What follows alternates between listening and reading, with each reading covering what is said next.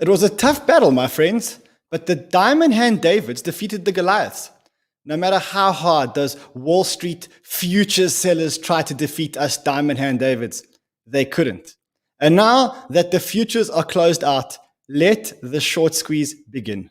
I told you yesterday that if we hold the $50,000 level and those shorts were not in the money anymore, then we could celebrate. And indeed, today we can celebrate. And that's why I think we should call today Happy Futures Expiration Day, everyone. I'm Crypto Man Run, and I come to you every single day at 10 a.m. EST. And I bring you crypto love and I bring you crypto wisdom. And together we are building the most profitable community out there. And guys, if you watched the show yesterday, we called it spot on here. We called it spot on. We said, if the futures sellers, if the Diamond Hand Davids could hold on to that $50,000 level, then the shorts wouldn't be in the money. And we did. And you can see that the market started to recover. In fact, the market's recovering so much that my cashometer, you haven't seen a cashometer for a while, but my cashometer is actually at an all-time low. Like I had 20% in cash before yesterday. I've now 10% in cash, which means I'm only holding a very, very, very small amount of cash for opportunities because I think we're entering a short squeeze and that will bring with it an amazing, amazing altcoin season. So yeah, I think that was great. If this is your first time here, and if this is your first time here on a Friday, welcome to Crypto Banter. And you've chosen an amazing day to join us because Fridays are when we banter. And we banter with the best. Today we have the biggest banter out there. Not only do we have my friend Charles Hoskinson live here with us today in the studio, but we also have who I say is the biggest crypto YouTuber in the world, or certainly the one that I like the most. We've got Sheldon Evans joining us. And then we've got our good friends here. We've got Mr. Biz, we've got Kyle, we've got Coach K, we've got Winston Wolf, if Winston Wolf actually wakes up, because, you know, Winston Wolf is in Australia. So a massive, massive, massive day. But before we get into the big show, I want to just talk about this futures closeout. So I said to you guys yesterday that the short sellers, the guys that had sold options or futures contracts, they wanted to get us to the point of max pain. It's these Wall Street balance sheets that wanted to get us to the $44,000 level and spark a sell-off and then cover their short positions. And I said to you guys, if we could hold $50,000, then they're faced with two options. Cover your shorts or roll over the contract to next month. And that's exactly what's happening now. So you saw that they already started to cover their shorts, and that's what took the price much closer to about $54,000. And a lot of them rolled over their futures contracts for next month. And if we look at April's futures contracts today, you can see already that the point of max pain as it stands right now, and this is not a very accurate call because the point of max pain so early after a futures closeout isn't exactly accurate. It'll change over the month. But you can already see that April is already going to be way more bullish. You can already see that the point of max pain for April is 52,000. And look where the biggest wick is for April. The biggest wick is at $80,000, which means that people are expecting an $80,000 Bitcoin in April. That's what the market's telling you right now. And we have a new entrant into the market, which really got me excited. And this is someone who's been extremely skeptical about Bitcoin. And that was George Soros. And I don't know if you guys saw this video, but George Soros, his chief investment officer, is now pretty much all in on Bitcoin. I mean, she said it without actually saying it. Let's take a listen to what she said. Fact that, you know, over the last 12 months, we've increased money supply in the US by 25%. So there's a real fear of debasing of fiat currencies in the context of a fairly robust inflation narrative of late. It's struggled getting traction, and I think that's because Bitcoin is taking some of its buyer base away. Central bank digital currencies are going to be here, I think, quicker than people expect. You know, China's been running their trial for a while now, and it is a potential threat to other Bitcoin and other cryptocurrencies. I was just going to say, does that legitimize Bitcoin or does it delegitimize Bitcoin? So I think it is a real threat, but I think it will be temporary. I don't think they'll be successful in in permanently destabilizing Bitcoin. Do you own any Bitcoin? I'm not going to answer that. Obviously, she's not going to answer that because, of course, they own Bitcoin. Everyone knows that they've been investing in crypto and crypto companies. And guys, I think what we need to take out of this whole thing that happened this month was that we should stop worrying every time that there's a futures closeout. We know there's a pattern. The pattern, it's the same pattern that I've put up on the screen over there. Every single month when the CME futures close, we get the same dip. So what I want to do next month is I actually want to play into this. I want to go short just before, and just as at the turning point, we're going to go long. So we'll try that strategy next month. Don't try this at home. Let's try it together first on a small amount of money, see if it works and see if we can incorporate that as one of our trading strategies. I also think that April is generally a better month for Bitcoin. If you look at it, this is the table of months. And we know that that March traditionally isn't the best month for Bitcoin, but April is a good month for Bitcoin. So yeah, I think that is a big thing.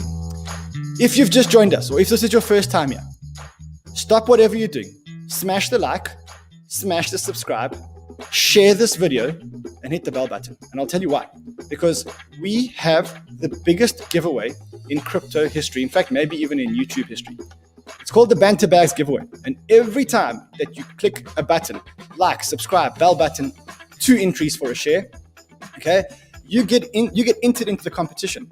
And this is the biggest giveaway in the world. Even though it says $10,000, don't let that fool you.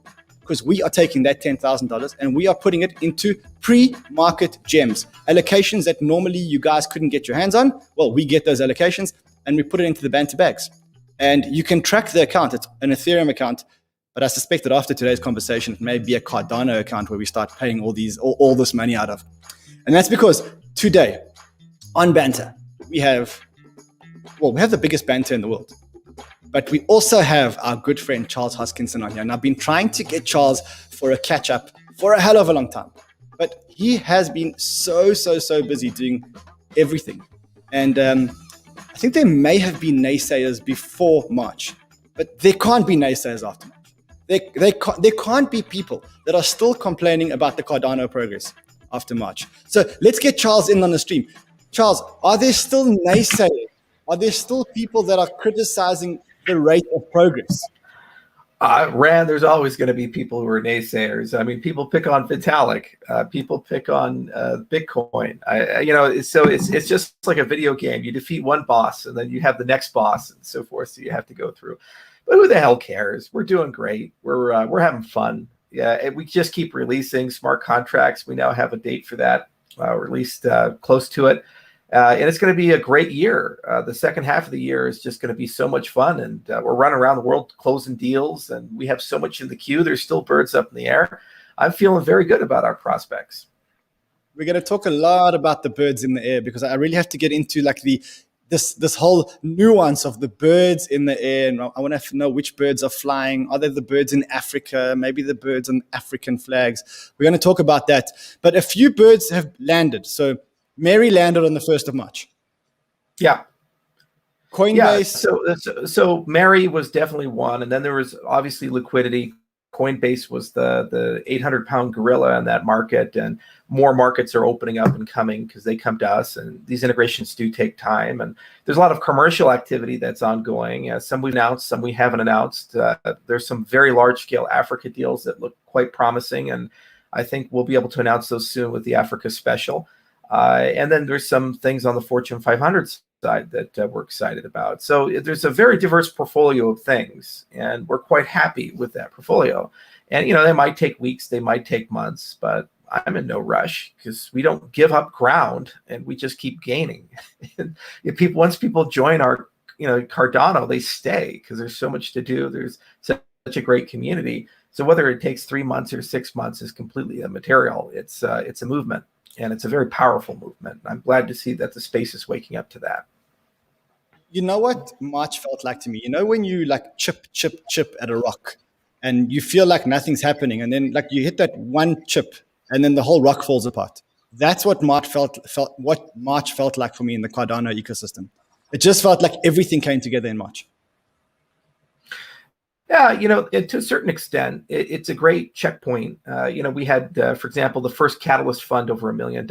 In fact, we're oversubscribed on that, and there's probably going to be 100 projects that are funded. And certainly the price is high. And from my perspective, that's great for a security viewpoint, because you actually know it costs like $17 billion to attack Cardano, which makes us one of the most secure chains in the world. And also from every engagement metric you look at, we're the most staked cryptocurrency in the 70% plus. We have over 20,000 people in Catalyst that vote on a regular basis. And there's a huge amount of deal flow and project flow that's entering Cardano. So right when smart contracts are turning on, you have probably over 1,000 developers and dozens of firms that are going to be building things just for launch, plus what we have already in the commercial pipeline. So it is definitely coming together, but it's not like an overnight success. This is the direct result of 5+ years of just grinding and grinding. To your point about chipping away at the rock, it's certainly something that we've done, the foundation's done, Emergo's done, and the tireless community has done. And I'm just proud of all of them to see them coming together. And it bodes very well for the future, because this is the beginning. Where are we going to be in 3 years or 5 years? My goal is to get countries to run their infrastructure on Cardano. And that's definitely feasible. And it's definitely something that could happen by 2025. Feasible. I mean, it's going to happen. But Charles, I want to talk to you about two specific dates. There was one tweet that you published, which to me, I mean, this is quite a big thing. I mean, to put your head on the block and say, D-Day confirmed, we've just successfully submitted an update proposal to Cardano blockchain, handing over full responsibility for block production to stake pool operators. So effectively, this is, I mean, call it the final nail in the coffin of decentralization, or one of the most important parts of decentralization. Yeah, we went from a federated protocol to a completely decentralized proof of stake protocol. That's really hard to do. I mean, that's what Ethereum 2 is trying to do with, they're decentralized to decentralized, but you get the idea. They're moving from one major consensus protocol to another, and that's taking years. And so we said, we're going to do all of that in a 6-month period, and we did it with this D parameter. So what happened is that D was a measurement of how many blocks are made by the community through stake pools, and then how many blocks are made by the OBFT nodes. At D equals 0, 100% of the blocks are made by the community. In other words, the network is completely decentralized in every block production way possible. So it's been a slow and methodical march. It was just a little percentage every 5 days, and the community watched and waited. And actually, March 31st is when that happens. The next major milestone will be when the network stack upgrades from just a relay model to a full peer-to-peer model. And the last decentralization factor will be when the update system is completely in the hands of the community, and they're in control of all of the hard fork combinator events, the system level parameters, and so forth. So we've been taking it very systematically, mostly because there's so much value at risk and so many things could go wrong. But we've really enjoyed seeing how it's just happened exactly the way we thought it was going to happen in the lab. Usually that doesn't happen. Usually like stuff explodes in your face or something and you have to regress. But it's been very systematic, which validates the approach that we've chosen. I mean, I must challenge in that, because I must say, I think that when I look at other blockchains, and I'm not going to mention other blockchains, but I think when I look at other blockchains, I see that they test in production, so to speak. So I see that that things break. But if I look at what Cardano has been doing, it seems like you delay things a lot. You are fundamental in your approach, but when you do launch something, it works. I mean, the Mary hard fork to the outside world seemed absolutely seamless. It was perfect. It worked. Is that really what happens? Well, behind the scenes, there's an enormous amount of testing, but in terms of delays, we're relatively in a pretty good band these days. We say, hey, it's going to be this month, and if it slips, it's like 4 to 6 weeks. It's not years. And that's a really good indication that things are working well. And remember, the complexity of the things we're doing, it's like literally changing the tire on a car while it's driving. Like adding smart contracts. You have a repo with 60 contributors that's been developed in for 4 years, and you're combining that with a live system. And there's things like the Bitcoin overflow bug, for example, in 2010, which if you get it wrong, you can just like destroy the entire currency, or the Zcash bug or something like that. So we're trying to combine these two things together real time, very quickly, with no bugs, no problems, and then also opening up a huge attack surface and hope that everything we think is true. And by the way, we're doing that relatively in the schedule band that we saw. So that's a testimony to really good product and project management. And I'd like to thank all the people who do that. They don't sleep much, and there's an enormous amount of planning. I mean, literally one team goes to sleep, the next team wakes up, and they just pick it up, and they just do it 24/7. And we recognize that these timelines have to be compressed. We don't have the luxury of waiting 2 years or 3 years. We have too much commercial activity in the pipeline. We need to get this stuff on. So it looks easy on the outside, and it's eventless. Nick Szabo picked on us. He's like, hard forks shouldn't be eventless. They should be like painful and big events, and not for us. It's just like flipping a switch, and then the hard fork happens. But that's because we do all the work up front instead of spray and pray and throw it to the holders. So one other thing that I saw that I've noticed is that there are now almost 10,000 other assets on the Cardano blockchain. This is a month old, more or less. I mean, I think this has been, the ability to mint other assets on Cardano has probably been live for a month. And there are 10,000 assets. And if you take a deep look at what's going on here, a lot of them are test assets for NFTs. Yes. And actually, these are just like the play assets. And so Mary was getting the pump primed, and we're already talking to 6 different NFT marketplaces. We've been discussing some existing marketplaces, which we'll announce at a later date to come and become multi-chain and support Cardano. But the native multi-asset standard is great, because when you issue an asset on Cardano, whether it be a utility token, a security token, or an NFT, that's treated the same way as ADA. And we have something like Babel transactions, for example, Babel fees. And what that does is it gives you the ability to pay your transaction fee in the native asset as opposed to ADA. So that will be turned on over time, but we feel that makes it a much more compelling system for issuing assets, because your assets are real assets. They don't have to be like a second-class citizen like an ERC20 smart contract. They just run, and you just pay your fees in the native asset, and it's as if you had your own blockchain, but you let us worry about the security and so forth. The other thing I'll point out is when you issue an asset on Cardano, all the things you can do with ADA, you'll eventually be able to do with that asset. So for this governance system we're building and all these really complex voting mechanics and so forth, that will open up over time to your asset. So if you're a DeFi player and you're trying to figure out how do I build a voting system and manage a treasury and do distributions to my holders, well, you can just do all of that with Catalyst. We have this identity system, Prism, and we talk about embedding DIDs in transactions and authenticating wallets and using it for KYC. Well, you can use Prism not just for ADA and ADA-based wallets, but for your native assets. Now, what does that mean? It means that compliance is a lot easier. The same with the metadata feature. So there's a lot of batteries included that we put into the base ledger that we think it makes it very compelling. And we're definitely going to be a behemoth in the asset space in the next 6 months to 12 months. So I think this is where lots of people get it wrong, Charles. I think lots of people see you guys as an Ethereum competitor. And I think I said it in a tweet, and I must say it's not my original work. It's something that I heard. But I said that Cardano will do to blockchains what spreadsheets did to accountants. And it's going to revolutionize how people interact with the blockchain. I mean, is that a fair statement? Well, what we did is we looked at things from first principles. So we took a step back and we said, okay, where are all the broken windows and where's the theory no good? And we fixed that, and that took years. And then we say, okay, what is a platform that we can just keep building on year after year? And that platform allows us to get to use and utility at the scale of millions to billions of people. So, Ethereum is a great experiment. That's why we call it the pond. And that pond is worth $200 billion, and people have funded it and so forth. Great. And good power to them. But I didn't play the game of how do we beat Ethereum. I was playing the game of how do we build a financial operating system for those who don't have one, which means we have to do everything. We have to think about voting. We have to think about property rights. We have to think about payment systems and identity and reputation and credit and so forth at a scale of economies, of nation states. So that's where we're going. And we had to build a foundation that would allow us over time. If it takes 10 years, it takes 10 years, it takes 20 years. The world's not going anywhere. It's not like the country of Ethiopia is going to rip itself up and go and disappear, and we'll find it in South America. It's staying, okay, and those people are staying. So we'll get there, and that's why we built this product. Charles, I must say, I know you've had a tough month on the work front. I know that you've also had a very tough month on Twitter. Even though you sold a tweet for $25,000, I did see this.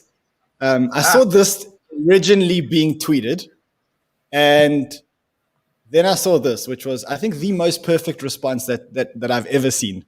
So this was when the naysayers came in and said, no one's building on Cardano, there's no stack. And your response looked something like that. Yeah, I didn't have enough room on my slide. There's like a lot more to add there, and but we just wanted to kind of show that there's so many things going on. So we quickly mocked up a little slide, and I mean these are big deals. I mean look at the lab side. On Oracles you got Wolfram, that's a huge company. There's a lot of things happening here, and what I was trying to convey is that an ecosystem is more than an application. It's exceedingly easy for us to go and get like an Ethereum clone and run it. And port things over because we did an ETC. So, it's like we wrote 4 years ago, 5 years ago, an Ethereum virtual machine. So that's super easy to do. But it's really hard to actually do smart contracts with predictable costing that don't blow up in the user's face, that are useful at a scale of millions to billions of users. I mean, no one solved that yet. This is why Ethereum is moving to F2. This is why Vitalik keeps talking about optimistic rollups and Casper and so forth. So don't tell me that that's super easy. And if you were to make a slide of people that live in that space, they're all empty. So we, I think, are further along than anyone else. And we're just playing a different game. We're trying to play a game of the long game and predictability. And also, all this DeFi is not loyal to their infrastructure. So if you are running a DEX or a stablecoin, why in God's name would you wake up every day and say, how do I make Vitalik and Joe Lubin money? You're saying, no, I have customers. I am not here for Ethereum's sake. I'm here for them. So I'm going to be multi-chain. They'll be on Polkadot. They'll be on EOS. They'll be on Tezos and so forth. So, okay, we missed the launch wave. We missed the ICO launch wave. Did that hurt us? Did that hurt any of us? No. But we'll get the next wave when they go multi-chain, and they'll live probably native on Cardano because we have predictable cost. And we're going to be much easier to integrate with than a lot of these other guys. And we think there's a much better customer base there. All righty. Charles, I'm not going to hold the floor any longer because I told you that today you're joining us. You're stepping into the lion's cage because we're bantering today. And in this banter today, we've got we have a banter every Friday. It's all our friends. We bring in new friends every week. Today we've got a guest of honor here today. Not only is he an amazing Cardano fan, but he's also the biggest YouTuber in the world. No matter what any other YouTuber tells you on crypto, there is one YouTuber that gets more views and has more credible content than any other YouTuber in the world, even me. And his name is Sheldon Evans. We have left a link for you guys in the description. So I want to give you a little taste of Sheldon's feeling around Cardano, and then we're going to bring Sheldon into the mix. Just under 2 months ago, I invested $50,000 in Cardano. That investment has since grown to close to $400,000, and I don't plan on selling any of it anytime soon. So that is Sheldon. Sheldon, welcome, my friend. Welcome to Crypto Banter. Welcome to our Friday Banter session. Thank you so much, man. Oh, man, that was the craziest intro I've ever had. Definitely, I don't think I deserve it, but thank you so much. It's a pleasure to be here. Sheldon and I had breakfast yesterday. He's the nicest, most humble guy. And Sheldon, we've got to do it again. Before, I want to bring in some of our other friends. Now, Charles, I must warn you about our next guest. His name is Mr. Biz, and he is a big fan of Polkadot. So it's going to be make for interesting conversation here today. Hold on a second. Let me bring him in. Mr. Biz, how are you, my friend? Good. How you guys doing today? Great. Hey, Great Mr. to hear you. Hey. Charles, listen, I just want to say, man, you really are a genius. It really does take a genius for somebody to have Coinbase list them with just a white paper. So, Charles, man, you're amazing, man. Hey, well, you know what? You guys copied our white paper. I hope Ouroboros is working well for Polkadot. We obviously copied it better than you guys because our ecosystem is actually has project building on it. So we'll talk about that a little bit later. Let's get all the other guests on it. Charles, I warned you that we've got Coach K. Coach K is our teacher from Thailand. We got Kyle Chassis, and then maybe Winston Wolf is awake. Let's see. Winston, are you awake? He's awake. Winston, are you awake? What's up, guys? Winston, welcome, my friend. Charles, I'm a big fan. I'm on your side good to tonight. see you guys. Yeah, so guys, first of all, welcome to all of you. And if anybody here is new, welcome to Crypto Banter. This is Banter Friday. This is where we banter. This is where we talk about everything that's going on in the ecosystem. I have a sneaking suspicion that today we'll talk about a lot of what's going on at Cardano, much more than anything else. And I think with Mr. Biz on the line, we may talk a little bit about Polkadot as well. Remember that if you have just joined us, smash the like, smash the subscribe, because that gets you entered into the Banter Bags giveaway, which is going to be the biggest giveaway in crypto history. I think that this giveaway will eventually be worth $2 million. And there's more details in the YouTube link. Alrighty, so you guys have Charles here. It's an open floor. Just keep it clean. I do have a mute button, just so you know. I do have a mute button. It's okay, guys. I'm Italian. I can take it. I want to show you something else. I can remove you forcefully from the studio. Cool. So, Charles, I'm going to kick it off, and I'm going to ask you. You said that there's a date for smart contracts for Gogan. Tell us a little bit more about. Yeah, we have a tentative date. So we're feature frozen at the end of June. It looks like, with about a 70-80% confidence interval. So by the end of April, we should be able to clean that up. And then we do the HFC about 4 weeks to 6 weeks after we're feature frozen, because that's how long it takes for the wallet guys, the exchanges, and everyone else to upgrade. And at that, Plutus is live. So all the people that are migrating over, all the people building, they have May and June to get that shit figured out. So it's going to be very tough for a lot of people, because we're saturated on that pipeline. And we had to bring in a lot of external firms to help people, because we don't have enough developers to assist all the projects and things that are going on. So we have about 1,300 developers that are going through a 6-week training program from the community just to learn how to write applications in Plutus. And then we're bringing in 5 development firms to pair with some things that are in Catalyst and the commercial pipeline as well. So it's nice. And that's just, the community stuff and small scale stuff. And then we have bespoke teams that work with people like SingularityNet, Wolfram Liquidity, and other unannounced ventures who are trying to build infrastructure in the ecosystem. So yeah, it's pretty tough stuff. That said, I think we'll get there. So July, August is likely when you'll see Plutus and Marlow hit mainnet.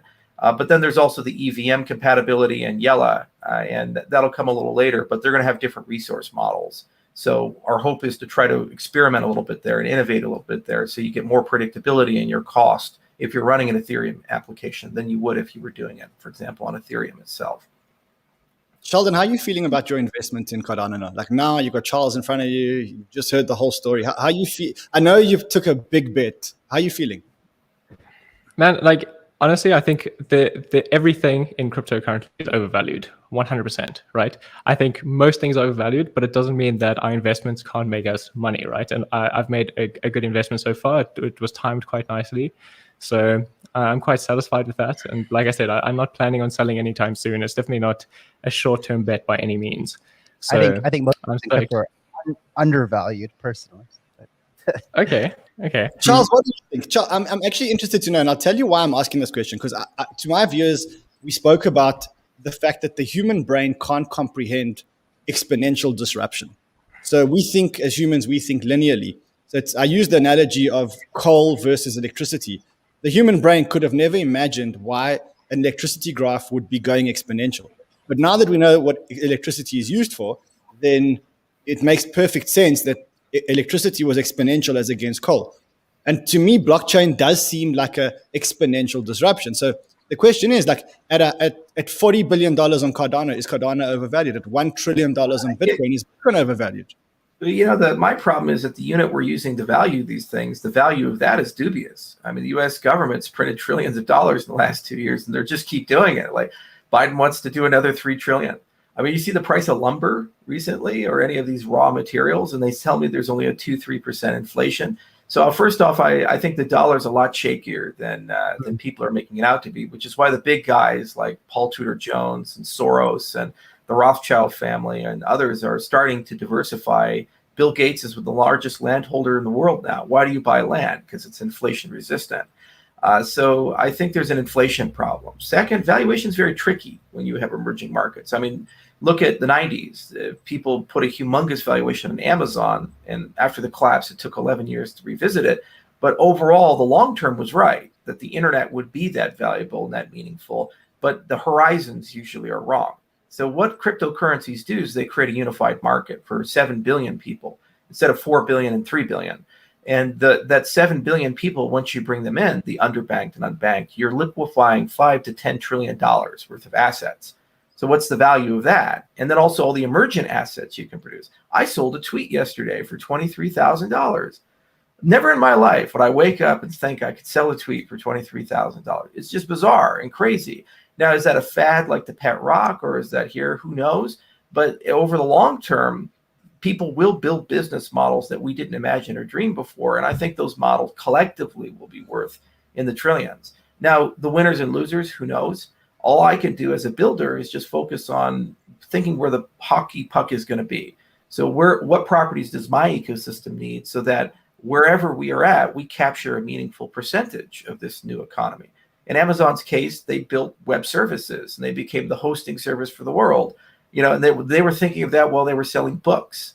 Okay, so they were like 10 years ahead of their time. And they also became an AI company secretly and silently. So similarly, we're investing very heavily, not just in today's tech, but also the tech of the future and also the relationships of the future. So that as this transition happens, we get some of that. We get points of that transition. And whether it's 1% or 10%, I think our fortunes will fare very, very well over the next 10 years. So what is real inflation at the moment? Like if I were to say, like you looked at everyone's seen the dollar graph, that chart that shows how many dollars have been printed this year. And that shows that, the number of dollars that's been printed is crazy. But can we say that inflation is way over 100%, close to 100%? Yes, no? 30. I'd say 30. I mean, you printed about 30% of the world's supply of US dollars. So at about 30% inflation, like last year, or whatever, the last 2 years. So, and I tell people this all the time, hyperinflation will not affect the US first. It will affect every other small country first, because they're the ones who rely on the US dollar. US dollar becomes weaker, then guess what? Their dollar will become weaker. Their buying power will become weaker. Everyone's buying power becomes weaker. Everything becomes more expensive. It doesn't happen overnight. Clothes and gas and other stuff, it's starting to, but no one's going to affect it. No one's going to feel the effects of this stuff until 2022. It's not going to be felt this year. It's going to be completely over, not even realized. Yeah. What happens when stimulus stops? Or can stimulus never stop? Because I have a theory that actually stimulus can't stop for the next 10 years. Well, I mean, UBI could be put in place, and that would be the solution, I guess, for it. And it's kind of what they're doing now. Is it the solution? Probably not. But, who am I to say that? Charles, what do you think? I mean, negative interest rates and discussion of UBI, the wealth tax conversation, we're in for some rough years, the next 5 or 10 years. It's going to be really a time where these modern monetary theory people show up and they just think that they can print forever. I mean, no one's asking foundational questions. Why do we even talk about taxes if you can look at me with a straight face and print $6 trillion, which is more than tax revenue for an entire year? Why don't we just print $6 trillion every year if it doesn't have any effect on inflation? So I think that the bigger issue is not inflation, it's the trust deficit. Finance, markets, people, governments, politics, they all live and die by faith and trust in those institutions. And where I am bearish to the core is every year trust in institutions is decaying and decaying and decaying, which means entirely new systems are going to be constructed. And those new systems are going to be built with different technology because the technology in the past has failed us. I think our market as a whole, the blockchain space, that's what we sell. We sell trust. And it's kind of an insane concept that an anonymous guy can create Bitcoin and 10 years later it's worth $1 trillion. That's not because Bitcoin has the best marketing division in the world. That's because it's being compared with an institution that's dying. And unless they find a way to turn that ship around, that trend is going to continue and value leakage is going to continue. One other point, if you take people under the age of 30 and you ask them, do you have investments? And if they say yes, 7 times out of 10, it's a crypto investment as opposed to a bond, a stock or something. So there's a demographic change as well between the older and the younger, where the younger refuse to participate in normal finance. They like the finance that our industry is constructing. So as there's a wealth transfer from the old to the young and the trust transfer from the old to the young, we win in both categories, which means we're here to stay, they're not. Mr. Biz, how are you feeling right now about not holding Cardano? I hold KSM. Got no problems. No problems at all. Because we actually have a real value proposition where you have projects who want to buy KSM so that they can lease a parachain. I actually just wanted to share a graphic real quick, if you guys don't mind. You want to share your screen? Yeah, I'm going to share my screen real quick. Let me just remove one of that. because the room is. And while he's sharing the screen, I want to point something out. Polkadot is what Ethereum 2 should have been. It's Ethereum 1.5. One of the worst things to ever happen to the Ethereum project was when Gavin Wood went off and did his own thing. I think it would be much more sensible for Ethereum to have chosen what Polkadot's done. You know, the whole parachain model substrate, we used it actually. I was a consultant for Polymath, and we actually built Polymesh on Parity substrate. And it was a joy working with the Parity developers and looking at their technology. So kudos to you guys. It's a real ecosystem. It's real technology. And I think Polkadot will be here to stay in 3 to 5 years. And the thing, Charles, I'll be honest with you, man. I do think eventually, you know, like, I'm not saying that you guys are going to fail. I think, you know, you guys will eventually end up succeeding. It's just that right now, you know, your brand. Oh, this is a bad time to lose Mr. Biz. Mr. Biz, are you there? They rather go to Polkadot, rather go to Substrate over other blockchains because of the branding. How do you feel about the Cardano brand? Because I'll tell you this, BitBoy has been talking about Cardano a lot, right? He's probably one of the biggest proponents. But then he just did a video saying that I missed out on the parachain hype. And we got projects like Bondly saying they're going to do DeFi on Cardano, and they're also going for a parachain, right? So is there an issue in terms of marketing, in terms of having people actually show? No, you're complaining that people are going with other ecosystems. That's like when America was launching on the Soyuz platform because they retired the shuttle. Now we're on SpaceX. Would you want to go back to the Russian rockets? Oh, sometimes good things take a little bit of time, and smart contracts. But let's look at your ecosystem here. And again, I know these projects. I know HelixWorks. I knew about HelixWorks two years ago when I initially got into Cardano. I don't have Cardano anymore, and I think these actually are legitimate projects. But I mean, I know you rushed to throw this together, but a lot of this stuff, to be honest, is fluff. Because if I'm listing universities, I mean, I can list my public school and say my public school is partnered with Mr. Biz, you know, but like, no, that's that. Hang on. Those are labs. Those aren't like we attended. Those are actually scientists, graduate students, and postdocs. Let's be clear here. But I want to look at this, Charles. I want to look at Substrate. I want to look at project. No. You brought up academia. So let's talk, son. There's 102 papers published, almost all of them peer-reviewed. Oh, we know all about your papers, Charles. Okay, so yes, Polkadot publishes papers, but we have 10 to 15 times more than what you guys have done. And that's not an academic affiliation. That's a lab. There's actually people getting their PhDs there. There's people actually doing research every day. And by the way, that research you consume. Okay, Polkadot would not exist without our research. So you can't complain that you guys have done a slightly better job implementing the research I've done. We are the leader in the entire space by far. There is no other project. Perhaps Algorand is the only one that has that. And the Algorand is led by a guy with a fucking Nobel Prize in computer science who's a tenured professor at MIT. That's the level we're at, man. And yeah, it takes a little bit more time. Charles, I give you that. I'm not.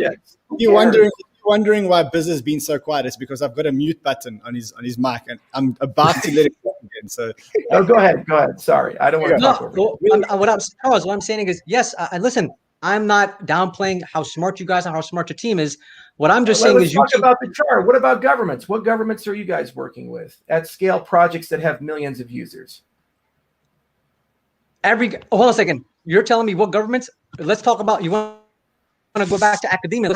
You want to say in Silicon Valley, Berkeley just partnered with Polkadot and Parity, right? Now, in the United States of America, the U.S. government. Berkeley University did not partner with you guys. Yes, it did. They partnered Parity. Charles, look it up, Charles. Parity just partnered with Polkadot.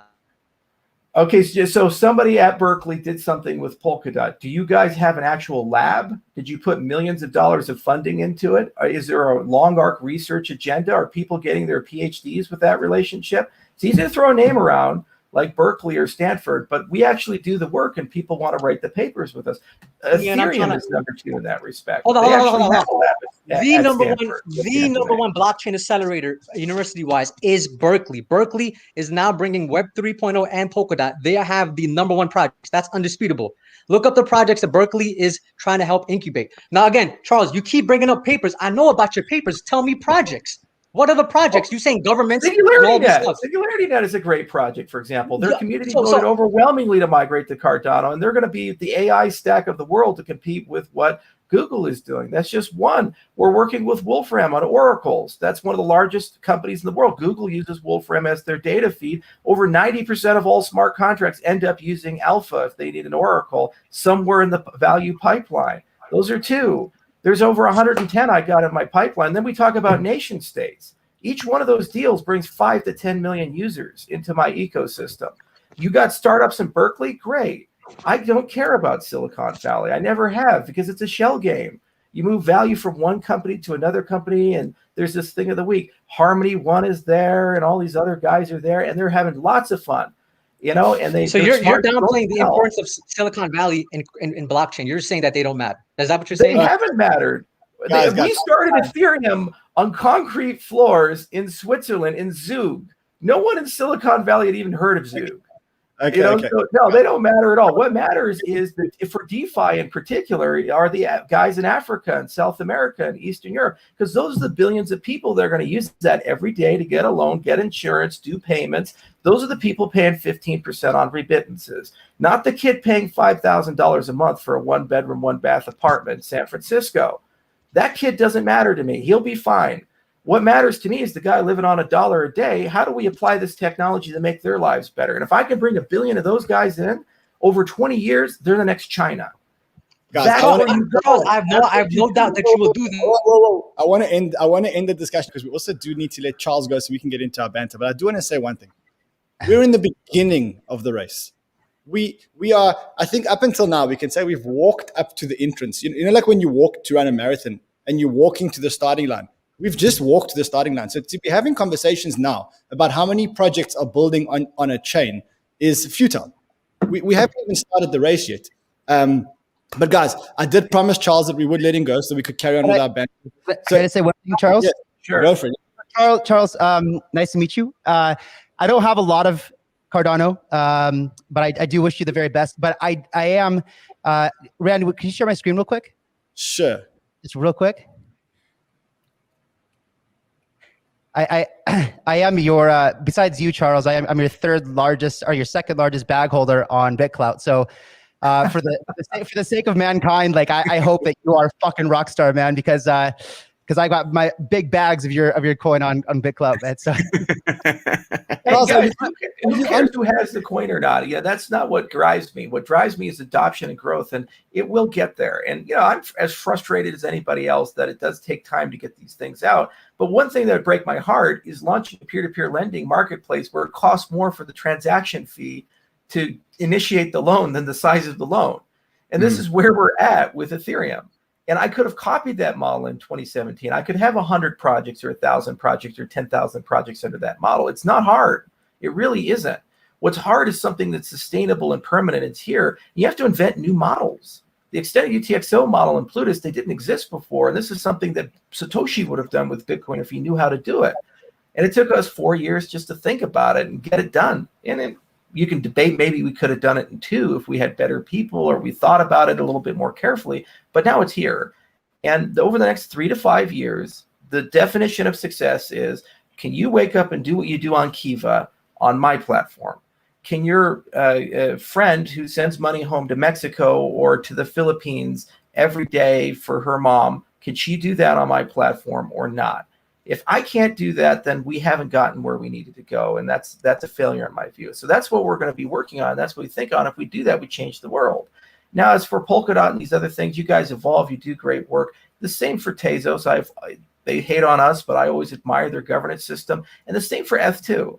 I think the next 3 to 5 years, there's going to be more iteration, evolution, and growth in our industry than anything we've ever seen in 30 years in the central bank market or any of these other things. When I hear about central bank issued digital currencies, that's like Microsoft saying, don't worry, we're going to build the perfect phone and get our monopoly back. It's fantasy. They're not going to compete because they can't evolve. They don't have the culture. They don't have the people. Our industry as a whole is going to win. The percentages don't matter to me. We live in a world where Google, Microsoft, Facebook, and Apple coexist.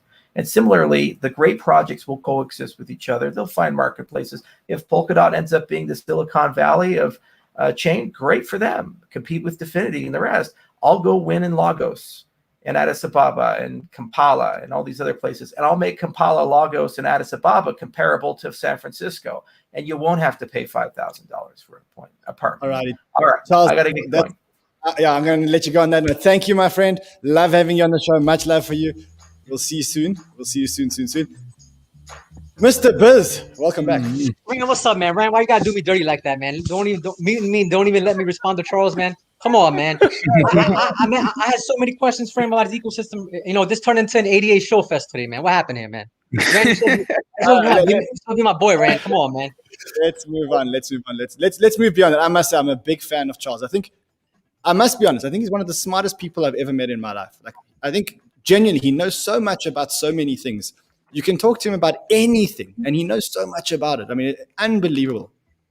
I have to put in one point though. I think that in crypto we kind of need to stop trying to find who's better than the other or like competing with each other. And I mean, it's a big enough space for us all to coexist. Why don't we find ways to help each other? You know, like I think that's kind of where Charles is going with it a little bit at the end. Is like he doesn't care there's other blockchains because we all can coexist. We all can help each other. There's maybe the research side is great for Polkadot that ADA is done. Maybe parachains are great for Cardano. Maybe they can integrate it. Who knows? All I'm saying is we can all peacefully coexist. And I think we're all on the same team and we're a small enough team at this point in crypto that we can do that. So we should probably focus on that more because this is a very, very toxic space in some points where everyone can be really negative, even amongst the positives. Try to be the positive person. It's good for your life. It's good for trading. It's good for your mindset. And I think it's something that not said enough. All right. So I feel highly motivated now, but the DGens watching the show, and there's about 6,000 live now. You know what they want? They want calls. And they're looking at Sheldon. They're going, Sheldon, welcome to Crypto Banter. We know what Coach K is going to call. We know what Carl's going to call. We know what the 100X man, Winston Wolf's going to call, but very keen to hear what Sheldon's looking at the moment. So like, where's Sheldon's mindset? Is Sheldon's mindset in NFTs? Give us a little bit of background. The guys don't know you here. So do. Sure, 100%.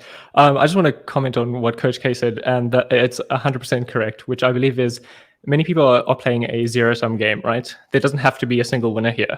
There can be multiple winners. There are going to be multiple blockchains that, whether we like it or not, they're going to be around. And I think those that are looking to compete are the ones who will actually lose. So let's say Cardano does succeed, right? If Polkadot comes along, I'm not hating on Polkadot, not hating on Cardano or any of them. If they come along just looking to compete with Cardano, they will lose. Instead of actually working on what needs to be solved and solving those initial problems, then I think that is the blockchain or the chain that will succeed the most. But if you're coming in just as a competitor, you're going to lose. So I completely believe that. Let's talk about blockchain. Sheldon, which ones do you like? I know you like Cardano. You've said you like Cardano. Tell me about the smaller ones. Like, do you think Harmony has a chance? Do you think Polkadot's a good one?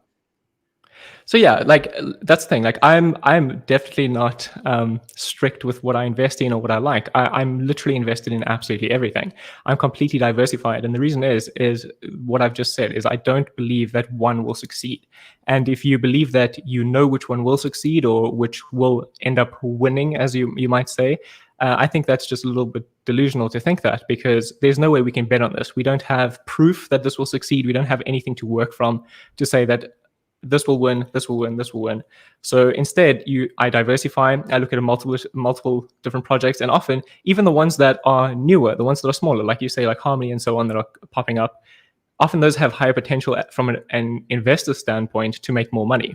So in terms of investment, it's a great idea to invest in the smaller projects, the new up and coming guys, the guys that are looking to enter the space with a bang. That's where you make money, right? But in terms of long-term sustainability, look at the chains that are around currently, Polkadot, Cardano, Ethereum, the big guys that have some sort of background or like proven history that we can work from and then bet on a future value of that. So like I said in the beginning, when I said that Cardano or pretty much everything is overvalued right now, in terms of that, I don't mean that there shouldn't be money in it and it shouldn't be valued where it is. It's just, it is all speculation, right? You're betting on the future value of these projects. So even though it might not be worth that now, it could be worth that in the future or coming up when they start improving things and really accepting or creating global adoption. So even though things are overvalued, in the long run, that value will sort of normalize, and it will actually be as valuable as we expected, or as we're giving that value to it right now. But in terms of projects that I'm looking at and what I'm looking at, I'm really interested in, I've spoken to you about this, Ran, is e-commerce and sales, right? The industry around e-commerce and just purchases in general is so big, so massive. Pretty much anyone can get into it. Anyone can understand it. So many projects that are coming out are incredibly complex, incredibly detailed, and it's difficult for the average investor or even the person on the street to understand what it is they're investing in or why the heck they would even use it. So if we take something as simple as e-commerce or sales or anything like that, it's easy for somebody to understand, look, we're taking this thing that you're used to, that you understand already, and we're putting it on the blockchain, making it verifiable, trustless, and so on. Much easier for you to use, and it's a safer platform, so why wouldn't you use it? So I'm looking at a lot of projects that are involved in e-commerce and bringing like Shopify, Amazon, all these sort of things to blockchain and to crypto. We spoke about a project here last week, a project called Collateral. Collateral allows you to spend your blockchain money without actually spending your blockchain money in real world retail stores. So if you want to go and buy something at a furniture store and you have Bitcoin, you put up your Bitcoin as collateral, you scan a QR code or you use the POS system that they've got, and you can actually spend US dollars using your Bitcoin as collateral. That's being built, I think, on Polkadot. Am I right, Coach? It's being built on Polkadot, right? Yeah. That's a real world integration, e-commerce, real world integration, using your crypto assets without selling your crypto assets, without getting the tax, without having the tax implications of selling. So that's one we're super excited about. Quick question. Who wins? Not who wins. Who is your favorite NFT project today? Coach, Eternity, Superfarm, which one is your favorite? I know you have lots of kids. I know you love them all equally, but you must have one favorite. Of course, Eternity is my favorite. I mean, I helped bring the team together, bring the crypto people on the team together and work together with them. This one from a while there's a lot back. of pride. Coach called Eternity from such a long time. Coach, you were telling me about this, and I didn't Before believe him. it was on Twitter, yeah. And it's better than anybody could have ever imagined. Winston, I know both of them are your kids. Eternity, Superfarm. Look, I think they can coexist. Isn't that the theme of the show today? There's no one real winner, and we're all friends. So I think we'll see both those projects doing extremely well over the near future. Sheldon, your best NFT project today? So I would go exactly the same Eternity chain. I mean, in terms of size as well, it's still not as big. It hasn't had, obviously it's had a good run, but it's still in the smaller side of things. So I think there's a lot of room to grow there, a lot of money to be made. Definitely a good play. Okay. I'm also looking at I'm also looking at Origin Protocol. Still super early on for what they're doing. And I think they're combining both of what I've just spoken about, NFTs and e-commerce and so on. So I think there's a very good play there. Amazing. Winston, what's the next 100x? I know that you've got a cheat sheet of 100x's. What's coming up? One that I'm looking at that's in the NFT space. It's also in DeFi and e-commerce. Is Trace Network. So it combines DeFi, NFT, and e-commerce, and uses it in an enterprise level environment. So think about similar to like what Vet and some of those early projects did with tracking luxury goods. Similar to that, but with NFT and DeFi built in. Okay. Trace Network. Okay, amazing. Biz, anything you're looking at this week? Blind Boxes launches today, guys. Mystery NFTs. It's going to be huge. The founder, she's a very, very intelligent woman, Anita. I believe in their mission. They're actually also looking out for curators, which is one thing we don't see in the space. So that's going to, I think it's probably launching like literally any minute now. And again, I mean, you look at the top NFTs right now, there's no reason to overthink this, guys. Superfarm, Eternity, they're going to go to $1 billion market caps, right? So like hold those. I mean, those are going to be the top echelon of the NFT in the NFT space, because they are going to get mainstream adoption. Eternity right now, Fernando Tatis Jr., who's a top baseball player, signed with them. That's, to me right now, is the biggest celebrity that any NFT project has gotten. Okay. He's small fry compared to the ones coming up. Just yeah. Okay. Small fry compared to the ones coming. For real. We know. Authority. Hold on. Let's take a discussion onto other things other than NFTs. What did you guys buy in the dip this week, or did you buy the dip this week, Coach? I know what you did because you were on the call with me yesterday.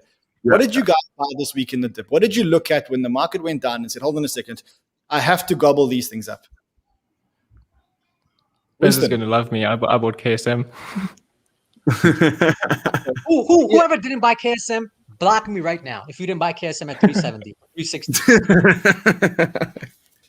I average down my Atom position, and whenever the market dips, I buy Link and ETH. Same. Easiest plays in the world. Link. Rand, you're not bullish on Link. Why not? I am bullish on Link, but You Link guys tweeted something to sell everything of a buy these, and Link wasn't on that list. I mean, under $25, you got to get Link. Whoa. I was being sarcastic. I said exit all markets, and then I started saying except, and I gave a list of like 100 tokens. So maybe I missed one with the kids. You missed Link. You missed Link. Okay. So listen, I must say I bought into Coty. The reason why I bought into Coty, like I said, I know there's a listing coming up at one of the big exchanges in the world that doesn't start with a B. Can't say who it is. Apparently it starts with an H. And I bought it on Kucoin. I told you why, because there's an arbitrage between the native token, which is trading 5 cents cheaper than the ERC token. And when it lists on Huobi, it's a no-brainer. Whoa. Sorry, I said that word. So just you can't delete on YouTube. It's in the blockchain. I also bought Kusama because you cannot not be buying Kusama. You just simply cannot not be buying Kusama at these levels. Like, I mean, if I'm looking at it now, Kusama is not okay. It's a bit higher now. I mean, it was at 380 when I started buying it. It's at 419 now. You have to. Biz, you said it last week. You can't not be buying Kusama. Yeah. You know what, guys? People ask me, what's this top on this? I've never seen a value proposition where projects are buying the dip, right? Because they need a parachain. And guys, if you have Kusama, you can participate in crowd loans. You can earn other tokens by giving these projects your Kusama. It is ridiculous to sell your Kusama for cheap. And is it going to go to 1,000, 2,000? I'm not putting a ceiling on it, man. It can go to $4,000 because we've never seen anything with this combination of tokenomics and fundamentals. I've never seen this in this space and this value proposition as well. Super low token supply too. 8 million tokens out of 10 million already circulating, 50% being staked. If you're a whale trying to buy Kusama right now, you'll probably pump it to $500. That's how hard it is to buy Kusama. All right, Carl, I want to hear what you bought this week, and then I've got a question for all of you. And I think it's a question I'm really interested to hear the answer to the next question. So, Carl, what did you buy this week? Well, I work a lot, so even during the dip, and I don't know how you guys. Honestly, I don't know how you guys buy coins. Like, do you have fiat sitting around? Because I don't. Yeah. So every time there's a dip, I'm like, what do I sell? I don't know. Like, but what I did. What I told you guys before is MoonSwap. So MoonSwap is something I mentioned a few weeks ago. It's already up, I don't know, 6x from when I mentioned it. They're being listed on OKX very soon. And like I told you before, the whole Chinese government is backing it. The interface is a little slow, but 0 fees, second layer. It's going to be huge. That's the only thing I picked up this week because I know OKX is listing it soon. Okay. Bitclout. I don't know if I can say I bought Bitclout. I don't know if I can say this without being banned on YouTube, but I was so passionate about it. I bought a fuck ton of Bitclout. I mean, I'm all in ape into Bitclout. I don't even know what the just to give you guys an idea. I don't know what the circulating supply is. I have no idea of the tokenomics. I just have been using the platform. I managed to claim my profile on this platform, and let me tell you that this is the most fun, addictive thing I have ever done. Like, it makes Twitter look like a version 1. Yeah, it does. It's too much fun that I had to stop doing it because I was like wasting half of a day like looking for people to buy. It's not a good idea. It's a bad addiction if you need to do stuff. Let's put it that way. If you're bored, buy the token now. I mean, guys, when in history have you had a chance to buy Twitter equity at this round? Now, we don't know what the tokenomics are. We don't know what the token metrics are. What we do know is that if you're buying it now, you're buying it but before the first 1,000 people in the world have logged on. Just think about what that means. Before the first 1,000 people in the world have logged on, you're buying into the network. It's pretty big. BitConnect 2.0? No, it's not. It's certainly not BitConnect. Come on, guys. No, definitely not. BitConnect. No. I actually made a video about Bitclout last night. It's just being edited right now. But a couple of things, like there's validation for it, right? So I know the people at Huobi. I've got relationship with them. And I confirmed their investment in Bitclout. Yep, they invested. I talked to Michael Arrington, confirmed his investment into Bitclout. And we saw the legal letter from Anderson Kill in LA, who cited Nader from Basis Cash or from Basis. And if you look at Basis, I think Basis.io, the project that was started by Nader, all the Princeton alumni, and you look at the list of investors who invested in that, and the SEC shut them down in 2018. And then you look at basically the same investor list that was invested in Bitclout. It's pretty obvious, who's behind this. So you have an incredibly intelligent team, a powerhouse of investors, and it's been confirmed by multiple different VCs that I've spoken to. All right. So the question that I wanted to ask you guys is, wait, first of all, who's on Bitclout? Kyle, I know you're on. Coach, I know you're on. I'm on. Winston, are you on? I'm out. Okay. Biz, are you on Bitclout yet? You know what? I had it, man, and Kyle knows I had it. Then I changed it because of I wasn't sure with the anonymous teams. I might go back on it, man. I'm not sure, man. I'm not sure, but I do believe it's legit based on all the people that are backing it. I don't think there's any question about that. Sheldon, are you on? I'm not. Okay, you need to get yourself up. Okay, I need to ask you guys this question. We are a little bit short on time, but I'm running a little bit over because I think everyone's still enjoying it. We still got 5,000 people here, 5,500 people. All right, how close are we to the top? I know it's a question that I know that you none of you are fortune tellers, but a lot of you guys were here in 2017, and my question is, what does this feel like? Does this feel like June 2017 or December 2017 or somewhere in between? June. January. We haven't got to the super retarded race. We're not even close yet. Yeah, we're not even close. We have 9 months at least. Super early. Yeah. Everyone that's freaking out and thinking, oh my God, sell now and stuff. I think some people take you literally, Rand. So a lot of people are like, hey man, why does Rand keep going from like buy everything to sell everything every day? So a lot of I was like, I don't think he does that. I think it's good for entertainment purposes. I think what I'm going to do is I'm going to put the sarcasm in brackets. So like for the people most people don't understand sarcasm. People don't read it, I swear. /S, bro. Guys, if you watch my show every day, you know I'm buying. I'm aping into things. My cash on it is at 10%. Why would I exit all markets? Like, why? Well, what's the countdown on the 67 days of the alt market, Rand? Where are we at now? No. 2017. That was based on 2017 data. And there's 60 days left. No, but you're not wrong, Rand. You're right that you see corrections are going to come. I think it's just people think that the way that it was stated that you're like the end of the market's done. No, we're not even close, guys. If you're at home and you're freaking out about the dip that we just had, you need to really check yourself in a mirror and get ready for real dips. This is nothing. Just chill and buy the dip and relax. And when we tell you, hey, it's probably time to get out, get out. So I'm going to show you guys. I'm actually going to delete this tweet live. I have to do this live for you guys on air. I'm going to actually delete this tweet for you so that you can see that I was being sarcastic. Guys, why would I be selling? I'm the most bullish guy in the world. Although I do think that there is going to be a correction. I think that we are about halfway. I'm not as bullish as all of you guys, thinking that there's still 9 months left of this. Mm-hmm. If you're looking at market cycles and you think it's not going to last till December, I mean, you're not looking at market cycles of the past then. Guaranteed it will last till the end of this year, in my opinion. If I'm wrong, I'm wrong. We're having a correction every month as it is. I mean, we are having corrections. We're having healthy corrections every month. Yeah, and they're nice and quick, Yeah. Over and done within a day. Good opportunity for people to buy these dips, Ethereum is 1640 right now. I mean, does anybody think Ethereum is not going to go to 2,500 or 3,000? Anybody here think that? No, it's going to go to 4 or 5. Yeah, 4 or 5. Yeah. I'm going to share a tweet with you guys on Monday, which shows how Ethereum is actually a Buffett valued stock now. It's actually like a stable stock with a PE, and I'm actually going to share that tweet with you guys. I don't have it with me. I'll share it with you guys on Monday. But I will. I'll share it with you guys. It shows that Ethereum, if you do the maths, then Ethereum is. I can't find this tweet. I'll find the tweet later and I'll delete it. And then I promise I'll never be sarcastic on Twitter ever again. All right, so I'm just before I let worried you you're go- using light mode there, Ran. That's for psychos, bro. You got to get into dark mode. Yeah, for real. 100%. all right, guys. So, first of all, I want to thank all of you guys for coming. It's been an amazing Friday session. Sheldon, welcome. Always is.